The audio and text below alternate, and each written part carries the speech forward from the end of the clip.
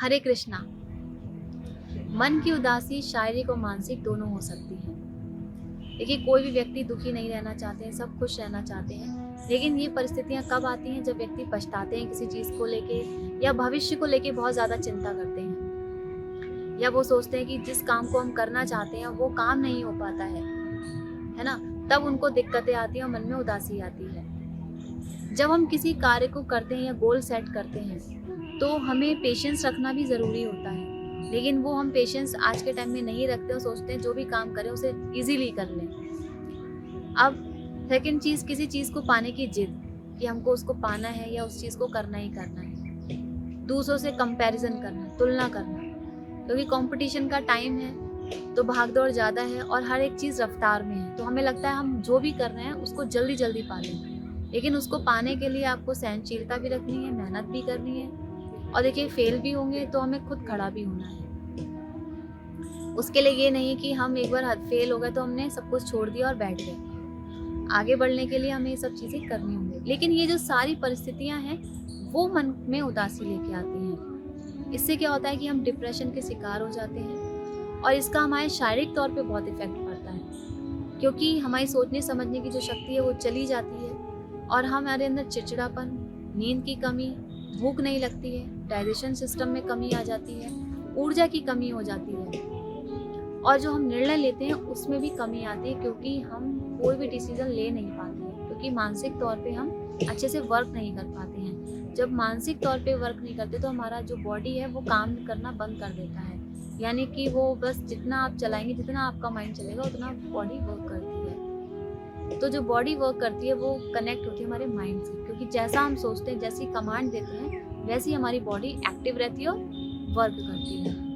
तो ये सारी ओवरऑल चीज़ें जो है हमारे मानसिक स्तर को कमज़ोर बनाती हैं और शरीर में बहुत सारी बीमारियों को भी बढ़ाती हैं, जिसमें बाइपोलर डिसऑर्डर की बीमारी भी होती है, जिसमें व्यक्ति को पता ही नहीं होता, बिना वजह वो अचानक से कभी भी बहुत ज़्यादा खुश हो जाते हैं या बहुत जल्दी उदास हो जाते हैं। तो ये एक जो बीमारी है, इसमें नींद की कमी और चिड़चिड़ापन। ऐसी परिस्थिति में व्यक्ति को डॉक्टर की सलाह लेनी चाहिए। दूसरी चीज़, हमारा लाइफ स्टाइल। आपको पता है खाते कब है, सोते कब है, हमें कुछ पता ही नहीं है। किसी भी टाइम खा रहे हैं, किसी टाइम सो रहे हैं, कभी भी रात में लेट नाइट सो रहे हैं, जल्दी उठ रहे हैं, या कभी कभी तो देर से उठते हैं। तो उसमें खाने का शेड्यूल जो है वो बिगड़ जाता है, उससे भी बीमारी बनती है और मन में उदासी आती है। और खाने पीने में हम अल्कोहल का सेवन ज़्यादा करते हैं तो उससे भी बॉडी पे इफेक्ट पड़ता है, यानी हमारे तंत्रिका तंत्र पे इफेक्ट पड़ता है। इससे मन में उदासी आती है। सेकंड चीज़, हम जब कॉफ़ी ज़्यादा लेते हैं, ठंड का टाइम है, लोग कॉफ़ी ज़्यादा प्रेफर करते हैं, तो उससे क्या होता है कि उस टाइम तो बॉडी एक्टिव हो जाती है और हम काम करते हैं, लेकिन इससे हमारी नींद दूर दूर तक चली जाती है।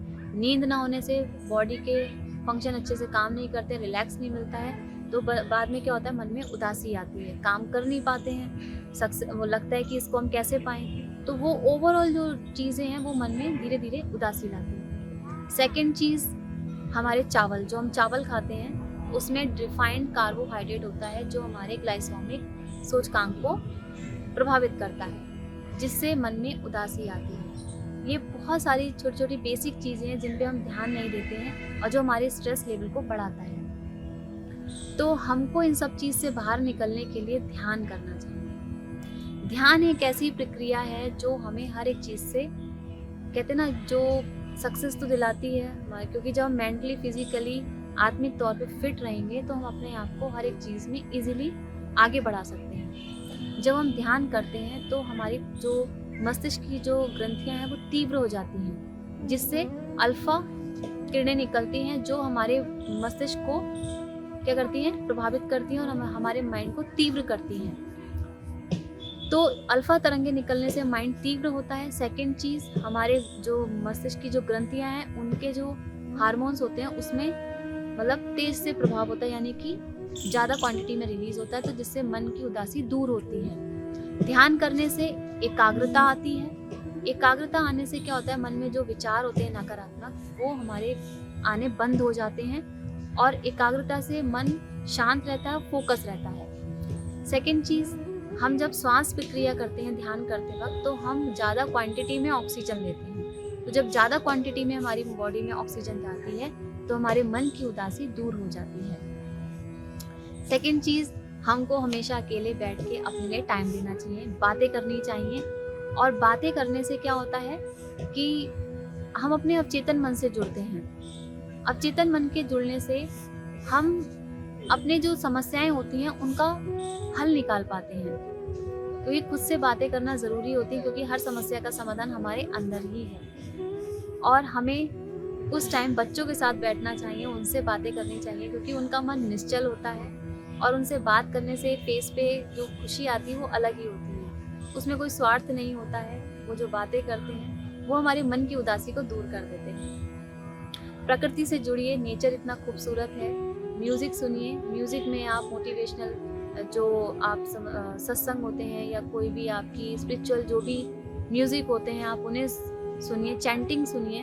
तो ये सारी जो चीज़ें होती हैं ये हमारे मन की उदासी को दूर करती हैं। और ध्यान इसमें सबसे ज़्यादा कारगर करता है, क्योंकि वो हमारे मेंटली हमें नेगेटिव थॉट होते हैं उनसे मुक्त करता है, अच्छी सकारात्मक सोच लेके आता है और हमारी जो विज़न है उसको क्लियर करता है, गोल को क्लियर करता है और हम आगे बढ़ते हैं।